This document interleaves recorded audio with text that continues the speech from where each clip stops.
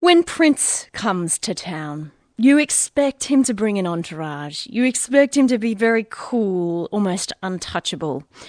But you don't expect him to turn up at a suburban pub. But that is what he did on Saturday night. The Prince after party was at Eaton's Hill, just north of Brisbane. Rob Comisky is the owner of the Eaton's Hill Hotel and Function Centre. Good evening, Rob. Evening. Wow.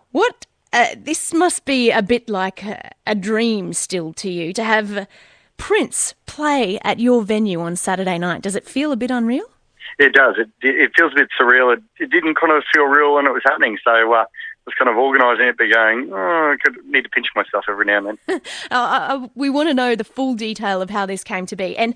But first up, and I mean this absolutely with respect, were you surprised that he chose Eaton's Hill to perform at?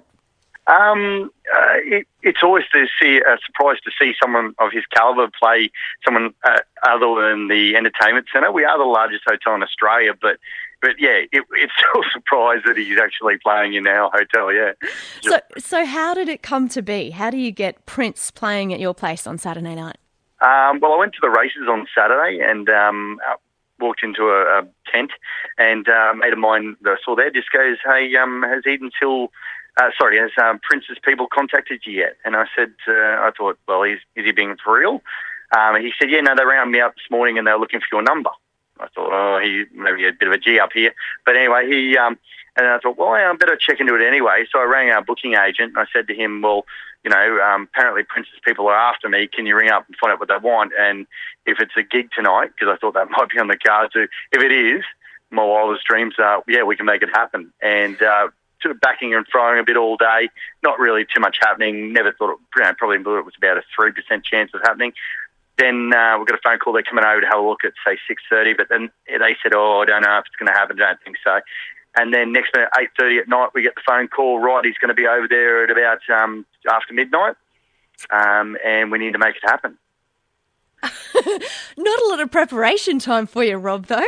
No, it was whirlwind, especially when we had like S Club 7 in the actual auditorium already, or the ballroom, the grand ballroom we call it, yeah. And they had over 1,000 people in there, and then we've got to get them out, which they finished at 11:45. We have to get them all out.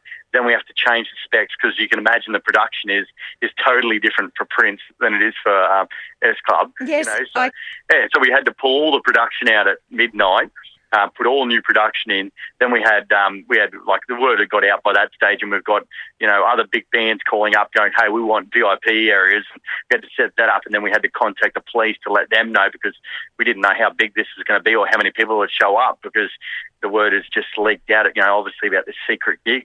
Yes, well, it went crazy on Twitter on Saturday night. I noticed that all the announcements were being made, and of course everyone knows now that Prince likes to play these big extended after parties. But I think people were just surprised that he ended up at your place. Someone's asking, did he ask for a rider? Yeah. They always ask for a rider. His was like a fruit platter, and then there's also a vegetable platter, and then there's obviously drinks. And now, how do you organise a fruit platter and a vegetable platter at almost midnight?